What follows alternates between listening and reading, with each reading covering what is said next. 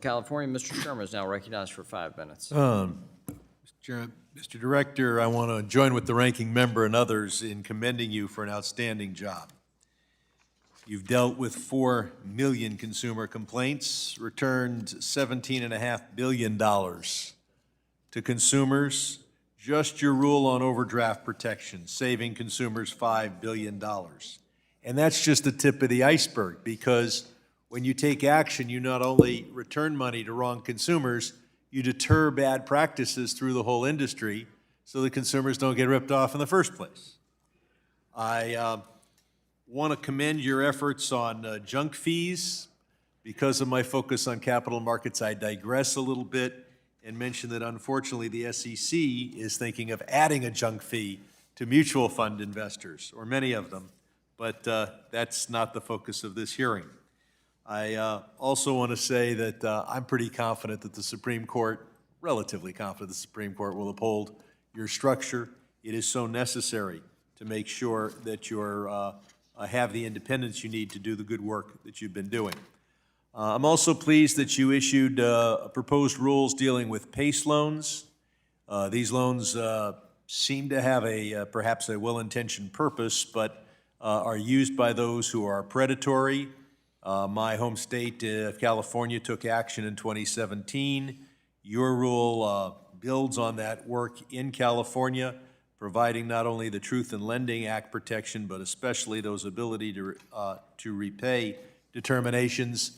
Can I count on you not to weaken the rule as we get from proposed to final? Yeah, it's currently under process, but let me just say the ability to pay rules are very, very important to make sure that that rulemaking meets its intended purposes. I completely share your view that there's a lot of well-intentioned elements of PACE lending, but it can also lead to a lot of abuse. We've got these debt settlement companies that claim that they'll have you pay off your debt without having to pay the amount you owe. Your website says that these companies, dealing with them can be risky.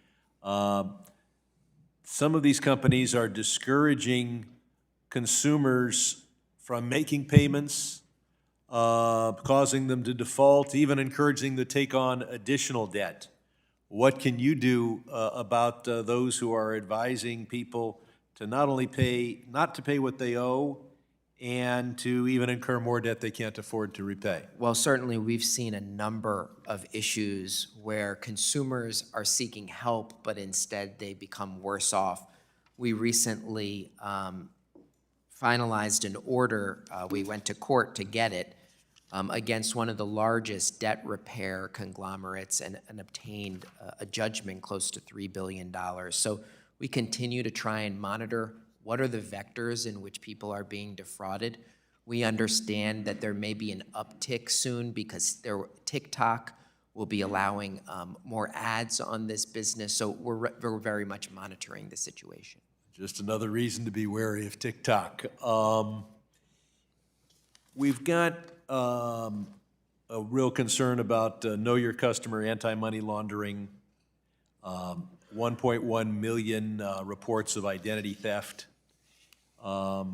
There's a thing called the credit header data, which is just the name and address and social security number, nothing else in the credit report.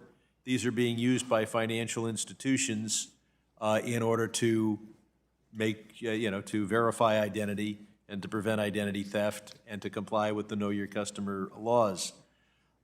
There is some discussion in your agency to qualify just this name, address, social security report as a consumer report. Will this adversely affect the ability to prevent identity theft and compliance with Know Your Customer law? No, I appreciate the question, and we have not proposed anything on this. We do not want to do anything that would jeopardize a financial institution's ability to really crack down on identity theft. I think certainly, though, we know that this data is being used outside of financial institutions, including to steal people's identity. So I think that's what we're looking at with respect to data brokers and how we might handle some of this. But again, we have not proposed anything on this front. And finally, I hope you'll make sure that you've got protection for privacy as you move forward with these Section 1071 rules, and I yield back. Gentleman's time has expired. We will now go to the